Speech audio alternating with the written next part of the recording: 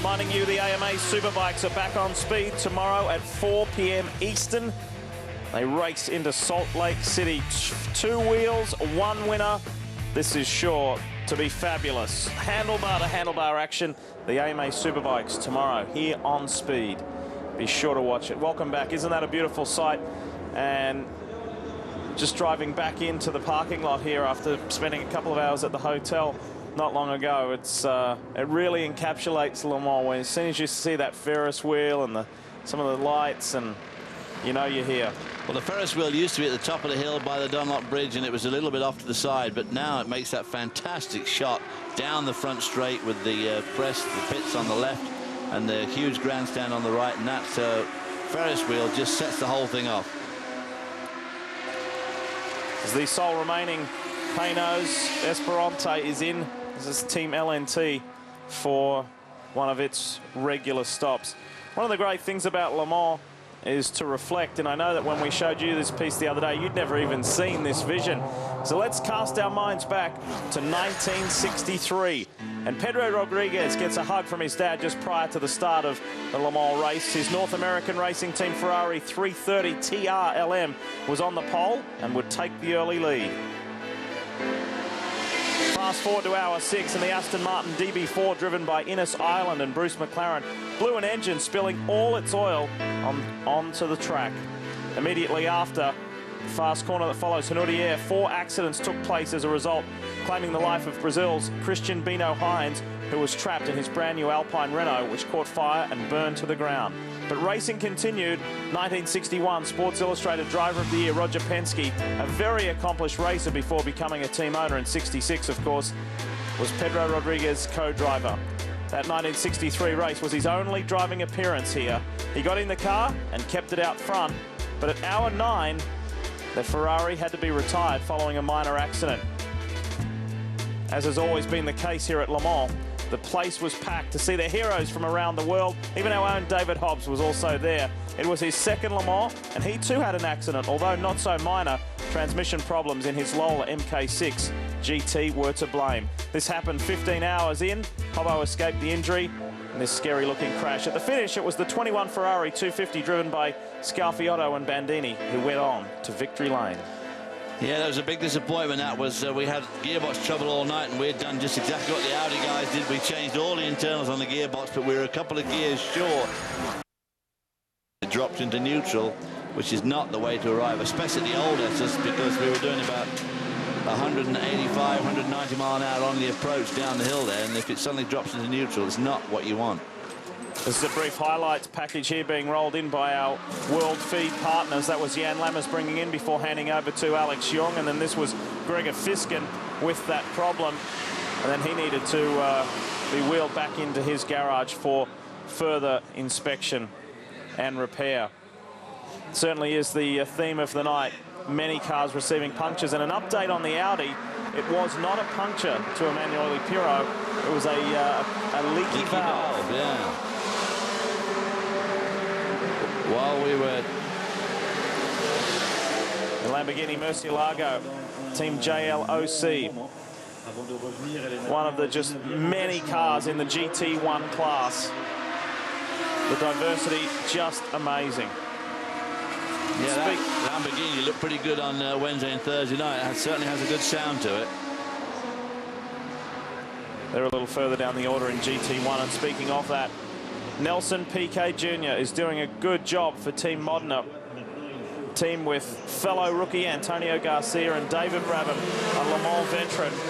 I asked David earlier in the weekend, how do you feel about running with 2 rookies? And he said, not ideal, but they're both good drivers. So he said, I'll give them a shot. Yeah.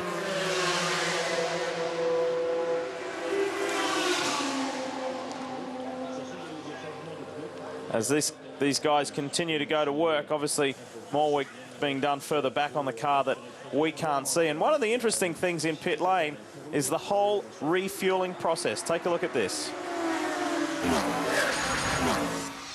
Here at Le Mans, if you're having a good day and everything's going your way, you can expect to stop approximately 24 times in the 24 hours. That means you need a lot of fuel, over 500 gallons to be precise. Now, the next problem is, where do you store it? Because there's simply not enough space here in pit lane. Well, at Le Mans, we need to go underground because there are massive storage tanks underneath the lane and pipes coming from those tanks that lead you right in here to where the team is, and this 55-gallon storage tank or storage reservoir. Now, of course, you need to monitor how much you're using, and that's made easy by this meter here. Now, at every stop and for every team, there is an ACO official that keeps watch on that and records it for their purposes and the teams, and also to send you a pretty healthy invoice at the end of the race meeting. Now, you need to get the fuel up into this storage reservoir, and that's done by this small button here. Now, a team member will press that, continually hold it, and when it's full, it automatically stops. Now, it's not as simple as pull up, fill her up, Jack, because, you know, racers, they're always looking for that extra advantage. Now, coming from the tank, there is a restrictor and a regulator that governs the fuel flow, but each team believes that they can get an advantage by looking at the types of hoses used and the different materials. Some believe nice smooth hoses give you a better flow rate. Some believe that these rib ones give a better performance as well. And if you think that you're paying too much at $3 a gallon, think about these poor guys. They're paying twice that. They certainly are paying twice that. They're paying an awful lot of money for their fuel here. And of course, obviously, we have this year, we have the other difference is the diesel fuel required by the Audis. Where are they getting their fuel from? Obviously not those underground tanks under the pit lane. They must have some sort of storage capacity of their own and separate. Well, let's speak to one of our American entrants in this field, but the story isn't so happy. We say good morning to Dale White from Peterson White Lightning Crone Racing. Hi Dale, Lee Diffie here. What's the story, mate? Good morning. Jörg was at the end of a fabulous stint running his fastest laps of the race, actually, and had a really hard impact, and that's it for us. It's tough to say. Very tough to say. You two-time winner here, and you had high hopes of going on to number 3, and I know how excited Nick Johnson and Tracy Crone were about joining with you guys because you've got such great experience here, but it hasn't exactly been a perfect weekend, has it? It's been a tough one this year for you guys. Yeah, they've made it tough for us all week. Starting at the pre-test, the drivers raced in Watkins Glen the day before, missed the whole morning. But we accomplished everything, and then we were rained out on Wednesday's practice, so it was tough. Some of the drivers didn't get a lot of laps in prior, so. But the race was going actually pretty well for us. Dale, I'd have to say this would be somewhat of a foreign feeling for you because although you don't have a lot of experience at Le Mans in terms of years, you've been so successful, you've never packed up this early. No, it's really surprising. You know, Jörg doesn't take a risk. I don't know exactly what happened,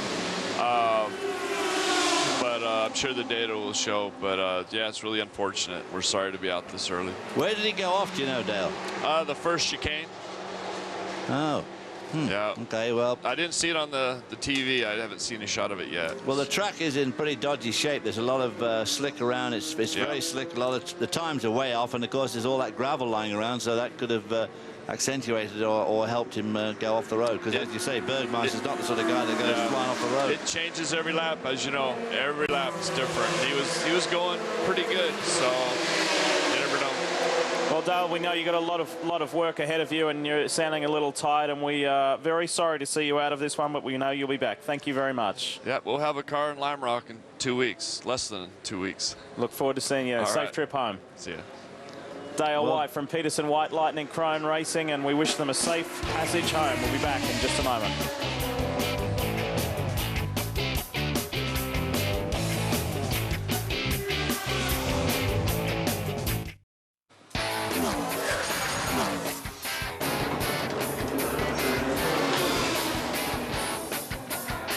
You get your sleep wherever you can here at Circuit de la Sarthe. But it's amazing how everyone springs to life as soon as the sun rises, and that is not too far away. There's a lot of fun that goes on in amongst the team members. You've got to have somewhat of a sense of humour just to get through this, but Peterson White Lightning and Crone Racing, their sense of humour has failed at the moment because they are going home. And just have a look at this graphic to see what you have to fork out to make it to Le Mans. Absolutely. That is, you know, obviously compared to something like the Audi budget, as you can imagine, that is absolute peanuts, but still $1 million, call it $1 million, is a lot of money, especially when it all comes unglued at just about the halfway point of the race. And Dale White was right. On his last lap, Jörg Burmeister did his fastest lap of the race in that car. So he was humming right along, but unfortunately hummed right into the barrier. And of course, right along the history of Le Mans, prize money has never been a feature, but that doesn't really count because it is the prestige of winning this fabulous event. Well, Dorsey Schrader tells us more about a little bit of a rescue plan if you come into trouble out on the circuit. The key to winning any endurance race is in the preparation. And it's not just the preparation of the race car I'm talking about, but the preparation for anything that might happen during the 24-hour event. Now, Le Mans is 8 miles around, and the chance is that you might break down out on circuit. That being said, the teams equip the drivers with a toolbox consisting of things they think could fix the car. Let's take a look at Peterson White Lightning's toolbox right here, and you can see they've got a pretty simplistic display. You have tie straps, which you always can use, and of course the cutter that you need to cut them with. You have a roll of duct tape or super tape. You can fix anything with this. A flashlight. It's probably going to be at nighttime when you break down. And then you can see they're concerned with electrical. You have a bunch of different fuses here that can be replaced. And of course, relays to fix the car as you go. The Miracle Motorsport team has come to Le Mans somewhat lighthearted. They think they've got a really good car. They're not planning on breaking down, but if they do, they have plan A and plan B. Plan A is if the car's just a little broke. And that consists of a couple screwdrivers, vice grips, fix anything with the hammer. Of course, we see tie straps like we always do, and the racer's tape. But if things are really bad, like you've gone off and stuffed the car somewhere, all the drivers have been told don't do it. Plan B, can of beer, 100 euros that might buy you out of trouble. And if that doesn't work, the knife. Get it? Yes. You do whatever you can. As the Labra competition 550 Maranello is in, one of the many GT1 competitors in this year's race. Meanwhile, up front, things still the same. It is still Emanuele Pirro leading the way in the Audi R10 for Jost from Sebastian Loeb. And then it is the Dome Judd of Racing for Holland with former F1 driver Alex Young. So that's the top three.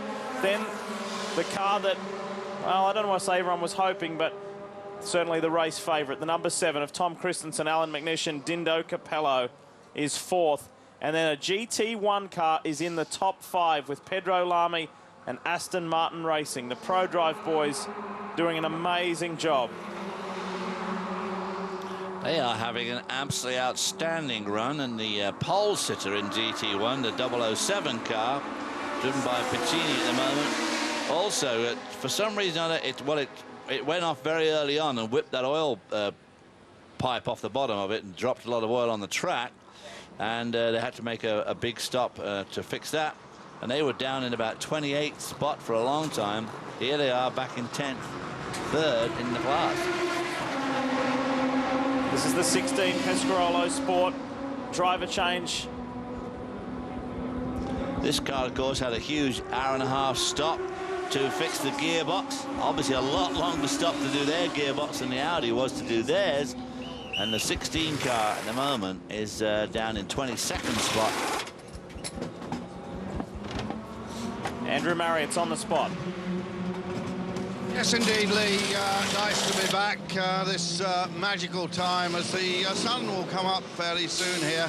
Eric Comas, who races mainly in Japan these days, just climbed into the car. Of course, these guys know now they have no chance of a podium, but they'll keep pushing as hard as they can. Leaves us now with that Judd engine. That Judd engine had a major makeover during the winter. All the top end of the engine was completely redesigned. Now has a lot less castings, and the car certainly going very well now. But obviously with that gearbox problem, sadly they're out of any chance of a major award. Yeah, for the second consecutive year too, isn't it? Because it was gearbox problems that hampered the 16 last year while it was in contention for a win. The 17 at the hands of Suhail Ayari crashed out. Meanwhile, let's talk P2 for a moment, because here's the RML class-leading car. Mike Newton behind the wheel. Defending winners. This was tipped as one of the favourites to win P2, to defend its title, and so far so good. So far so good. They've had a bit of an up and down. The 39 car actually took the lead for some time. The Synergy car, Hugh Chamberlain, but the 25 car, the MG, the AER engine car, 4-cylinder, twin turbocharged 4-cylinder, just a 2-litre car, is humming right along. The only thing hanging over their head, of course, is that one of these AER engines has yet to finish a 24-hour run. But of course, if you could stress it less, if the competition drops away, makes it a lot easier. Gave you that rundown of the top 5 earlier, and Tom Kristensen's car sitting in 4th place and many laps down, almost 10 laps down on it, the sister car and the race leading car. But number 5 on Speed's all-time top 10 motorsport moments is Tom's record 7th win from last year. Let's take a moment to relive the finish of that very memorable race.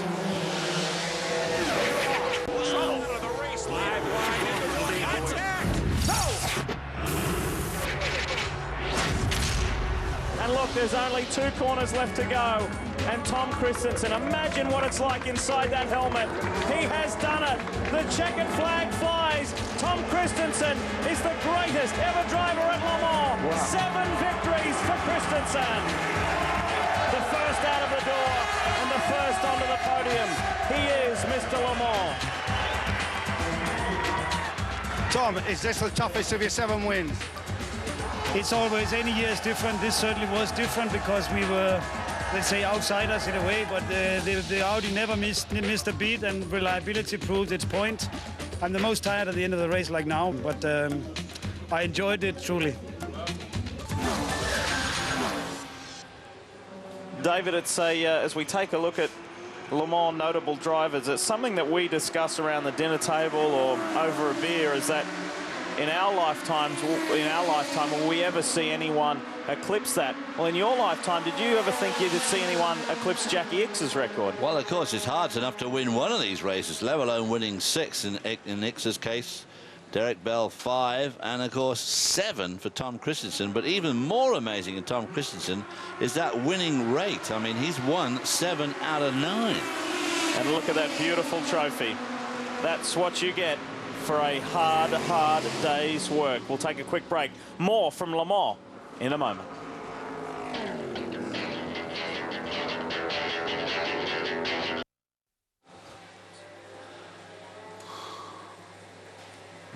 Reminding you of Inside Nextel Cup Monday at 7 p.m. Eastern right here on Speed.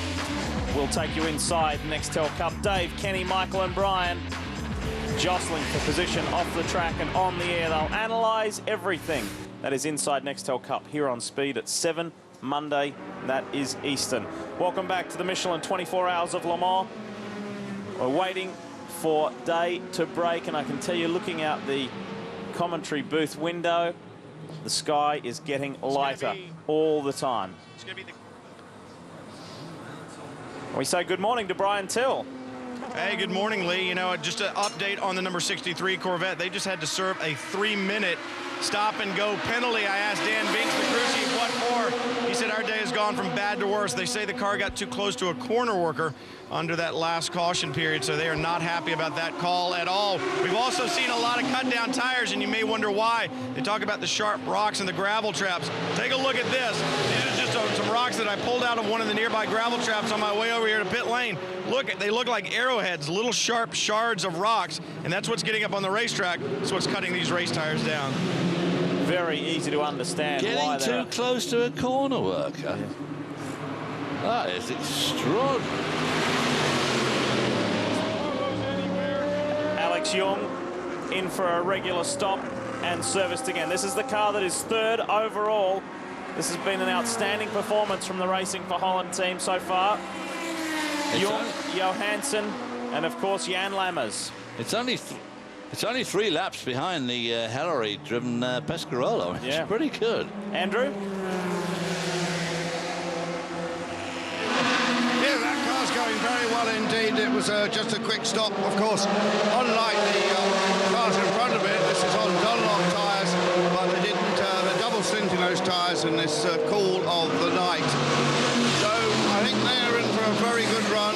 Jan Lammers, such a veteran campaigner, has put a very good team together, and of course he also runs the A1 Grand Prix team for Holland. So very busy group of people down here. And just one thing I'd like to add, just been outside. I have never seen so many people in the night around the circuit.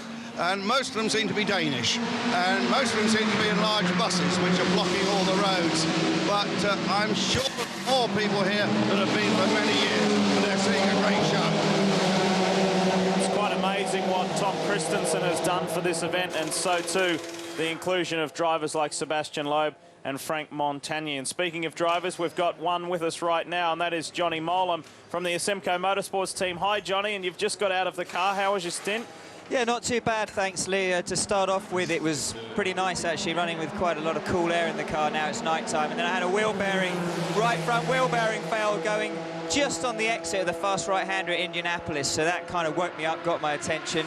We lost a bit of time changing that, got back out. The team did a great job fixing it, and the car's running like clockwork again. That 3-minute penalty to the 63 Corvette has brought you guys up to within about 2.5 minutes of them. You're running 7th in class overall. GT1 this year is just phenomenal.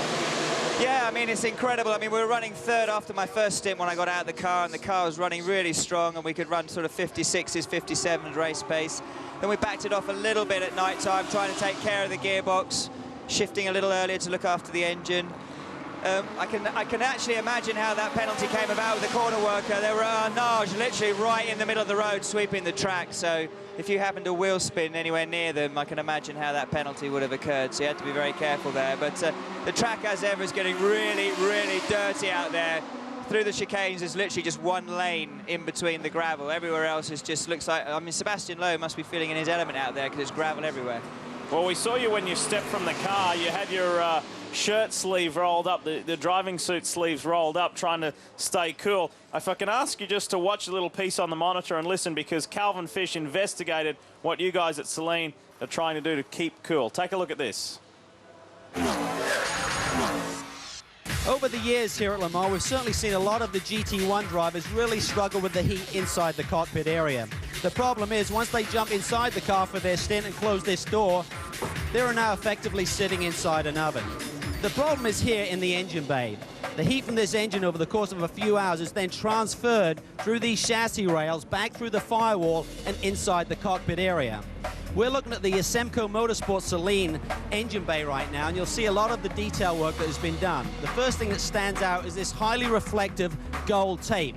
It looks expensive. It is expensive. It's made of gold. Now, what this does, it really reduces the temperature that you would be reading on these chassis rails. With the tape on or off, it reduces it by up to 80 degrees. The next problem area is, of course, down by the exhaust system. These headers have a thermal wrap. The team have been working in conjunction with Paul Hatcher to come up with some new materials down here by the exhaust manifold itself. Underneath this wrap is a metal material called Inconel. There's then a ceramic wool around that, and then obviously this blanket has to be secured. Now, normal Velcro wraps are not going to work here. These are in fact made of stainless steel. Now, the Asemco Motorsports team is certainly hoping that all of these detailed changes will make a difference during 24 hours. Cockpit temperature readings have been reduced by 20 degrees. It should ensure that these three guys are in a little better shape over the course of 24 hours. So, Johnny, is it all working? Fresh as a daisy, you can see, look, I'm not even broken a sweat. I tell you what, there's such clever technology, it makes me want to get back in and maybe do a quadruple stint next time. Yeah, right. Well, look, you do look pretty sprightly. Thanks for joining us. Good luck for the rest of the race, and hopefully you can climb back up and perhaps be on the podium in GT1. Fingers crossed, thanks a lot. Good stuff. Johnny Mowlem there from the Asemco Motorsports team, and things going pretty well for that Saleen at the moment. Of course, in the old days, we used to do triple and quadruple stints all the time because there was only ever 2 drivers. None of this 3-driver stuff. I can't imagine. I can't imagine. The Zytec team in pit lane, serviced, done, and on their way.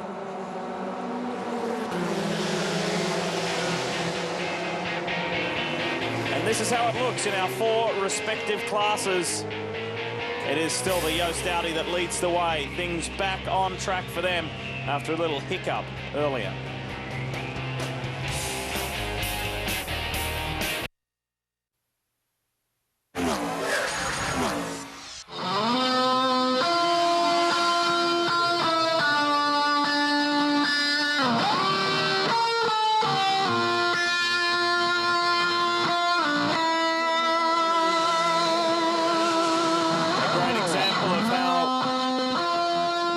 pit lane are multi-talented. Not only can they make cars safe and fast, a little bit of artistic flair as well. Nice job, Mike.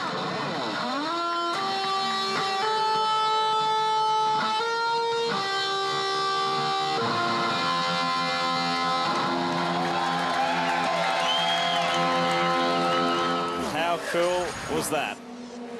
Welcome back to Circuit de la Sarthe for the Michelin 24 Hours of Le Mans. Lee Diffie, David Hobbs has taken a well-earned break. Dorsey Schrader joins me up here in the booth, and we've got Andrew Marriott and Brian Till down on pit lane, and you can see the sky starting to get ever so light, Dors. Well, we just reached the halfway mark, halfway through this great event, and it's been good news for some, not so good for others. As always, the night time brings plenty of surprises. As we were going to that last commercial break, I can update you that the Racing for Holland Dome is in a gravel trap. It is stuck out on the track, which is very frustrating for Jan Lammers, celebrating his 20th Le Mans start. As we take a look at the Valvoline race reset, your respective class leaders, and the massive story there is the 83 Cycle Motorsport Porsche.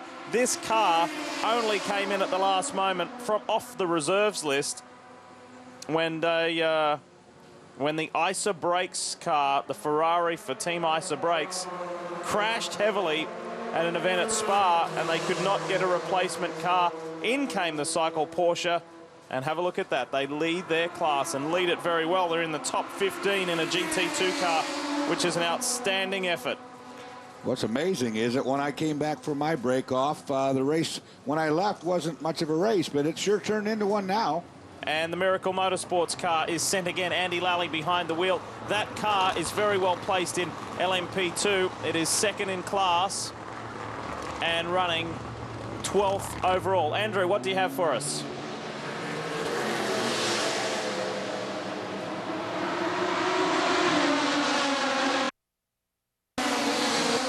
Hi Lee, I'm down in the pit here. I'm not sure if you're seeing our picture, but we're showing you the telemetry from the car.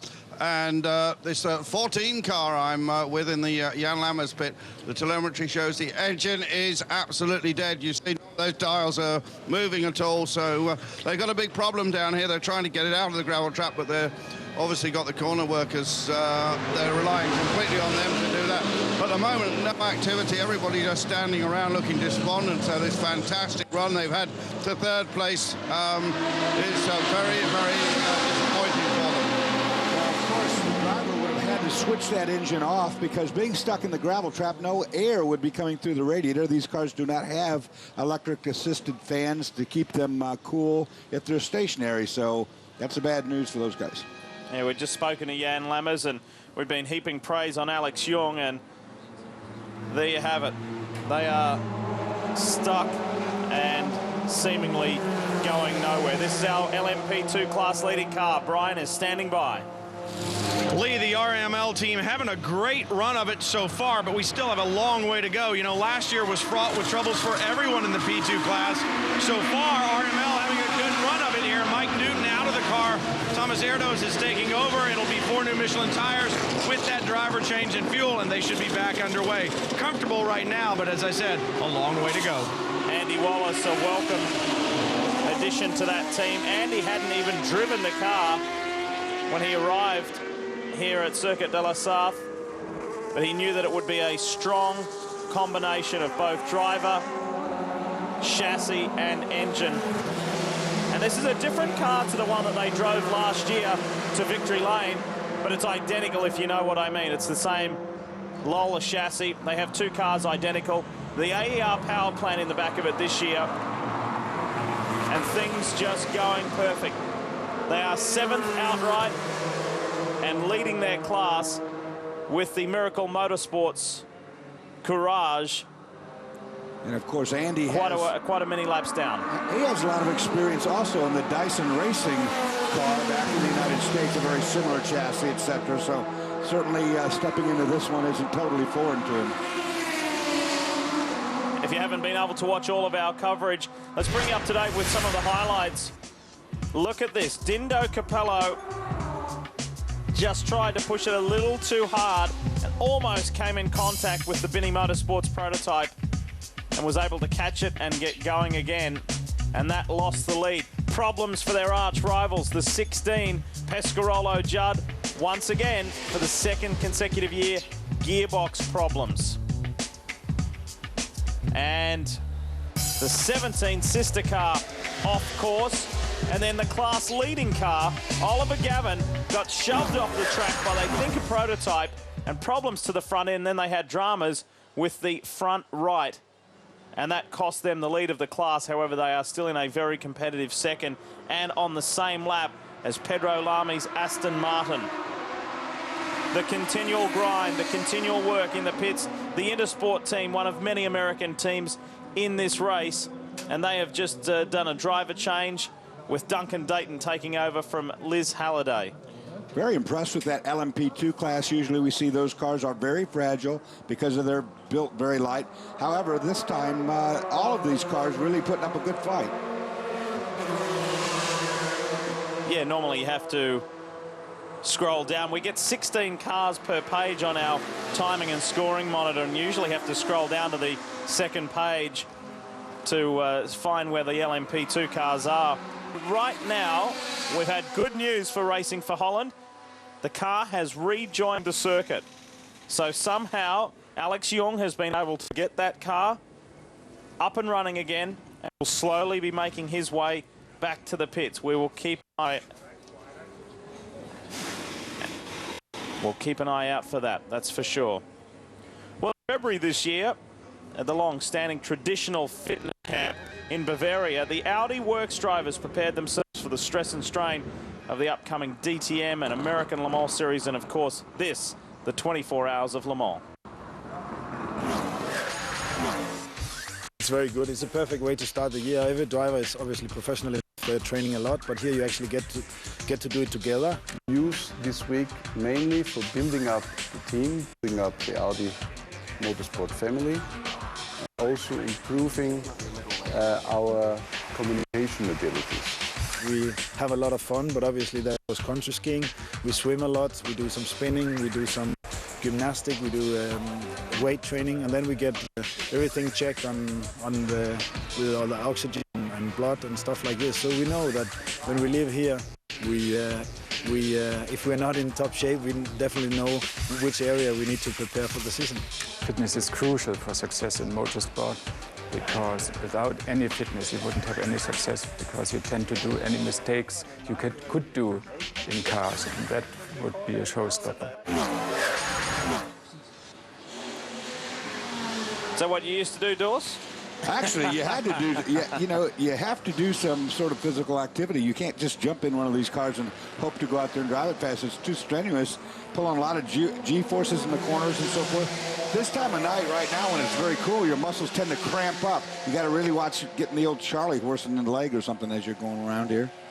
The Luc Alphon Corvette, 9th overall in the C5R. We will take a break and update you on the 14 and whether the 7 of Dindo Capello can leapfrog into 3rd place.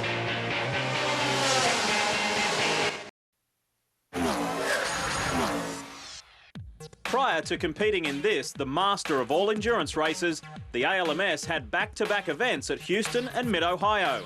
Afterwards, there were only 2 days to get everything ready to be shipped overseas to Le Mans for the test. From here, they've got some trucks that are going to take it to Cleveland Airport, and then it's put on a big plane, cargo plane, along with some of the other teams. It's by the pound. You know, you rent space. It's kind of space pound, but it arrives in France, and then they truck it down to the racetrack. Following Le Mans, the schedule craziness continues. Teams will race in Lime Rock on July 1st, meaning there'll be no rest for the weary. The race ends Sunday afternoon around 5 p.m., but we have to be out of the track by 5 p.m. the next day.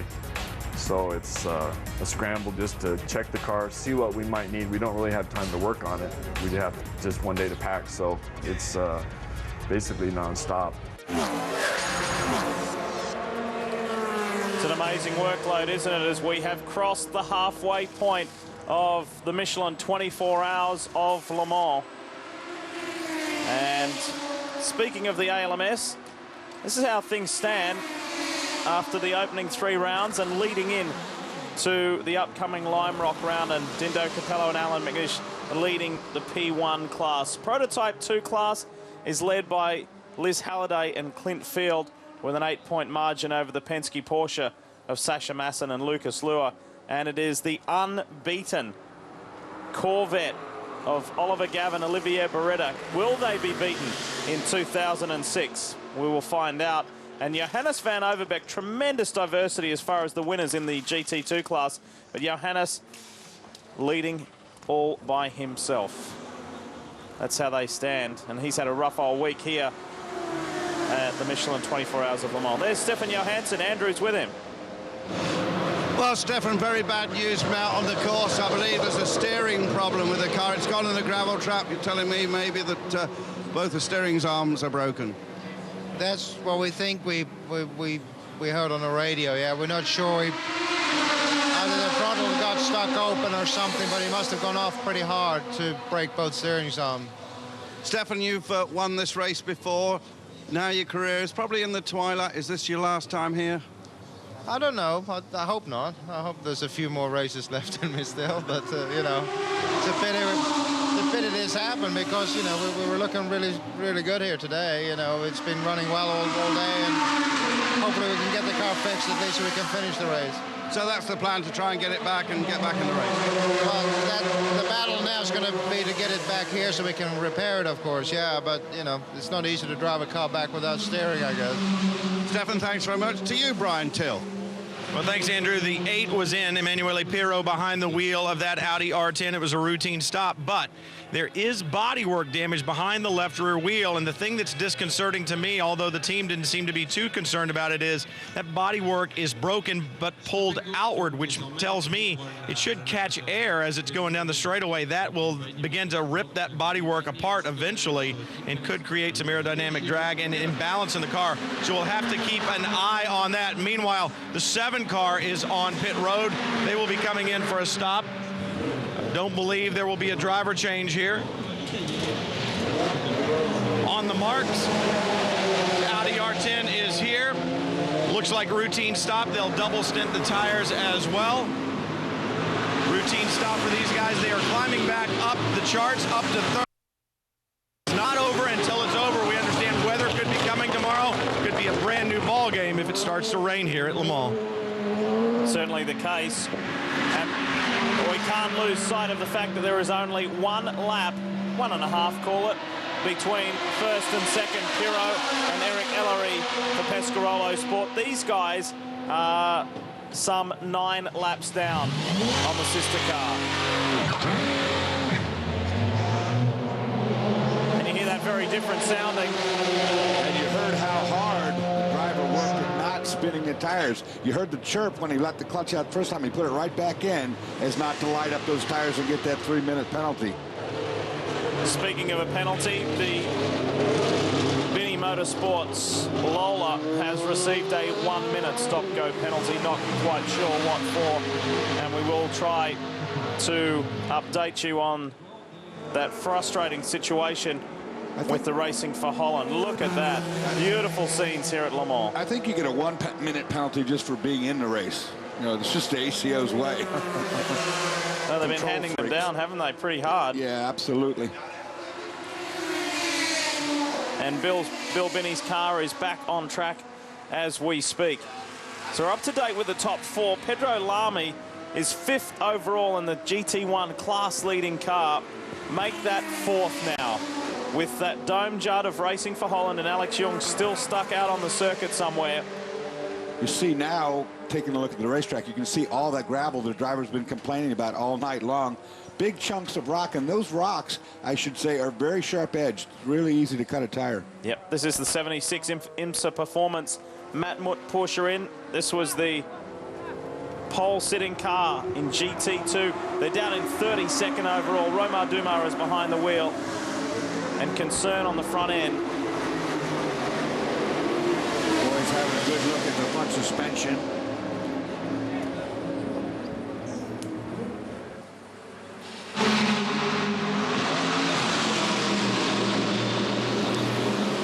Yes, they've just lifted the hood on this car. You can see from our pictures. And when they do that on a Porsche, they definitely aren't looking at the engine. In fact, they're just checking the brakes, and they have a problem with the front brakes here. One of the interesting things about this particular car is, unfortunately, I can't get my cameraman around the back, but it actually has a road registration number on it, 14NN76. 76 is actually the Department of France, and we'll just show you here the picture. Look, there is the reg number on the back wing there, and of course some of our older commentators like David Hobbs will remember when cars used to be driven to this circuit 50 years ago. Jaguar used to drive their cars all the way to Coventry on the road to the race circuit and then race them and drive them back again if they were still going. This will be particularly frustrating for Porsche, who have special interest in this car. Raymond Narek, who races in the French Championship, and of course, Porsche driver, the very fast Romain Dumas, introduced to this team. It's the second year that Romain has raced at Le Mans with the Raymond Narek team. Very, very fast, but boy, it has been a troublesome weekend, including that shot we showed you earlier on in our broadcast of Luca Riccatelli slamming the wall earlier in the weekend, right after Romain Dumas had put it on pole. We're on our way to daylight, and these boys, Aston Martin, are now 4th overall with Pedro Lamy in the GT1 car. How about that?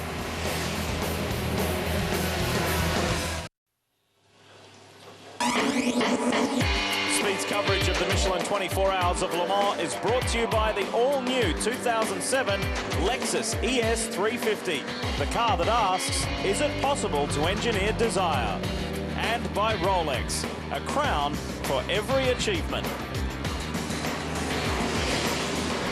And there are plenty of achievements happening right here, right now, but they need to keep it going for another 11.5 hours here at the 74th running of the Michelin 24 Hours of Le Mans. 74th running of this event, but of course the ACO, the Automobile Club de l'Ouest, celebrating its centenary this year. So a very special year. There's been quite a bit of pomp and ceremony going on as the sun will rise shortly. Just stunning skies here at Circuit de la Sarthe, isn't it, Dawson? This is a special time of the day. It gives everyone kind of their second wind. This is the best part of the whole race, really, except for winning the thing.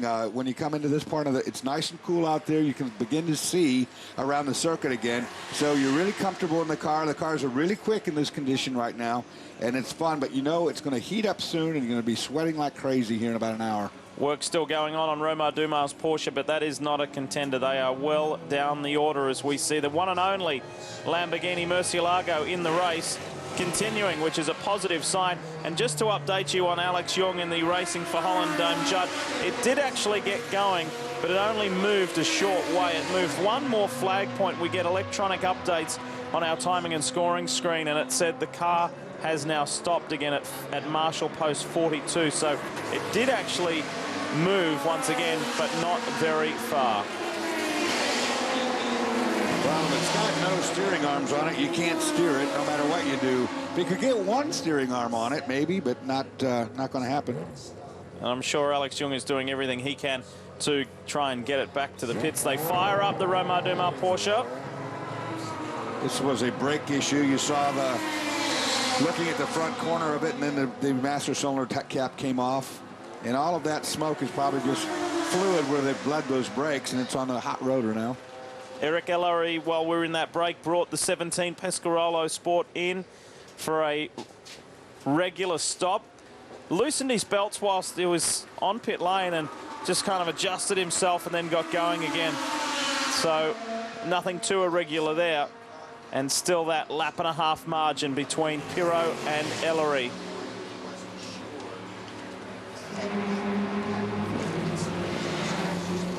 It's a brand new wheel and tire he's about to put on there. And this is the class leading car, the 83 Cycle Porsche. Or is that?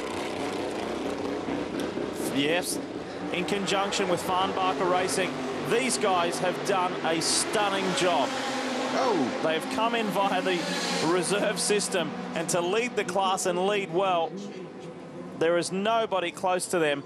The GT1 class, GT2 class, my apologies, is usually so hotly contested where there is nothing between first, second and third. Well, at the moment, just after the halfway point, the Cycle Boys are doing it comfortably.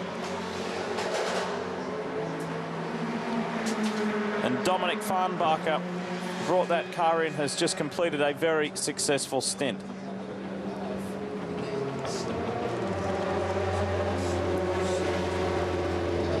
16 Pescarolo is in.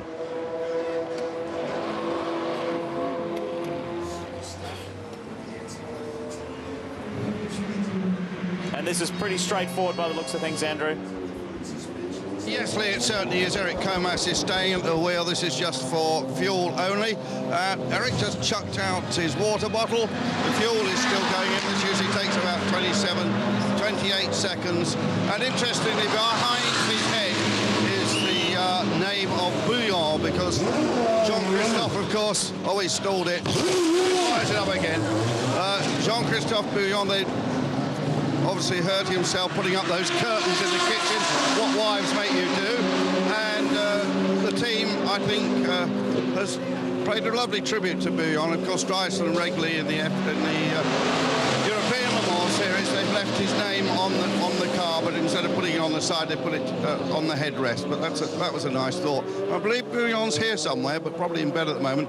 I'm going to try and find him in the morning and tell him not to put any more curtains up.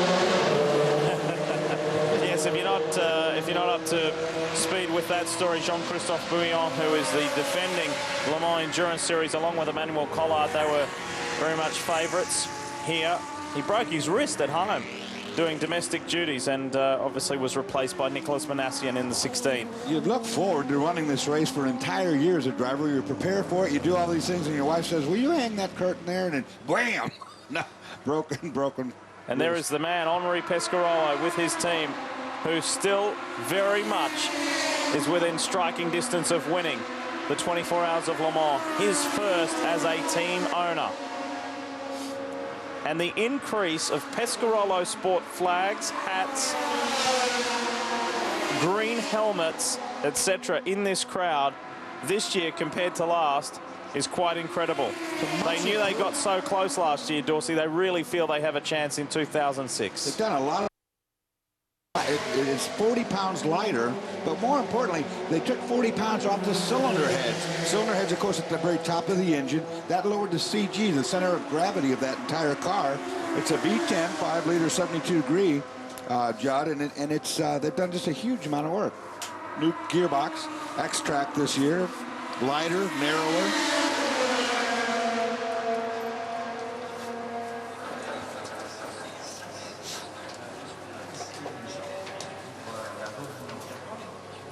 Let's get it to Andrew. He is with Henri Pescarolo, the man himself. Yes, I am, Lee. He's very kindly come out of the back office where Henri does all his work. So tantalizingly close, Henri. A bit disappointed with number 16, of course. There was an electrical problem in the wiring of the engine. Now it works very well, but we stopped very long time to find the problem. And number 17, until now, it's no problem. So we cannot be really as fast as the Audis, actually. But we are not so far. So the race is still very long. You know, we just passed the middle of the race, so anything could happen now. And we know the Audi has changed the gear cluster, so they obviously have some issues with the Audi with the transmission. Yeah, we saw that, you know, but I hope they will have some other problems anyway, but we could have also too, you know, that it's a difficult race, a very long race, and I hope we will be a little bit more reliable than them. Henri, is this better doing this than all those great victories, that string of victories you had? We've got some lovely pictures of you winning back in the 70s. Oh, it was better for a driver. Nothing is better than to drive, you know, of course. But at the end, you must do something else, and to have your own team and to run it, it's fantastic, you know. Because I'm still driving, but I'm driving my team now. You know? But Henri, finally, you still actually race a little bit in AC Cobras and historic cars and still enjoy yourself. Yeah, I will be in Le Mans Classic, yes, of course. And during the winter, I drive my cars also to about aerodynamic evolution. But, of course, it's better to have young drivers at the steering wheel for the race, you know. Thanks very much, Henri. We'll let you get back into your office. Thank you very much. Thank you. Lovely to hear from the man himself. Great work, Andrew. It's very difficult to get hold of Henri Pescarolo because there is so much media attention here, being the great French hope. And what about last year? It really was a David and Goliath battle, and still very much is, but it got very, very close at times. Audi versus Pescarolo, but in the end, the 16 Pescarolo Sport would end up finishing second overall, some 2 laps behind the Audi. The 2005 Michelin 24 Hours of Le Mans is underway. Look at the speed difference there. Huge draft from the Pescarolo Sport, and it just blew by JJ Leto. Oh, the number 16 looks to be going very slowly. That was our leader. It just made that pit stop. 16 in trouble. You've never seen so many journalists in your life as there are in this team, but it looks as if this race is starting to edge towards Audi's way. We've got 3 Audis up front, the number 2 and the number 3 from Champion ADT, and the number 4 from PlayStation Team Arica. Tell us what happened to Mowlem when you had the problem over in Arnage. I pressed the brake pedal and it was like solid hard with no bite, and I had to press very hard and I locked the wheels and I went straight. For Henri Pescarolo and his men to win this event, they've got to turn up the wick. They've got to run full speed all the way. They've got to take chances if they want to win this race, guys. JJ Leto has Eric Comas large in his mirrors. Now, this is not going to be past the position on the track, but it will be another lap regained by the 16 Pescarolo car, which sits at the moment behind JJ Leto, and it's a huge psychological shot as well. This is it. This could be the defining moment in the overall battle of this race. The Pescarolo Sport Judd is in the garage. The checkered flag flies. Tom Kristensen is the greatest ever driver at Le Mans. Wow. 7 victories for Kristensen. And who knows? History just might repeat.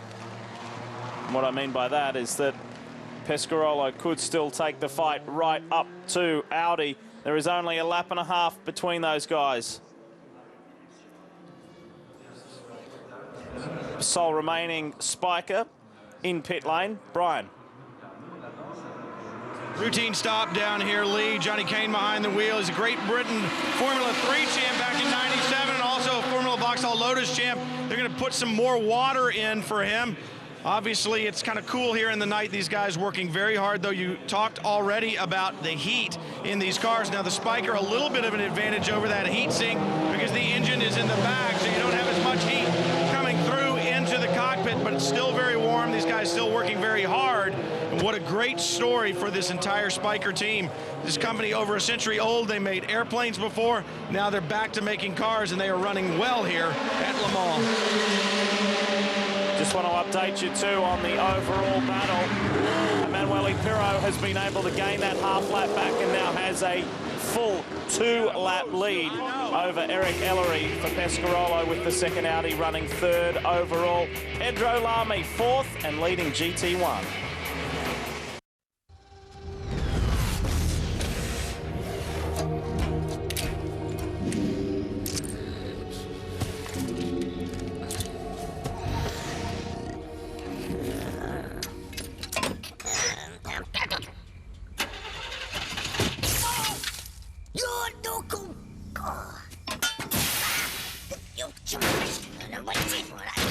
Too bad everything doesn't work as well as the tripod flashlight. Only from Stanley.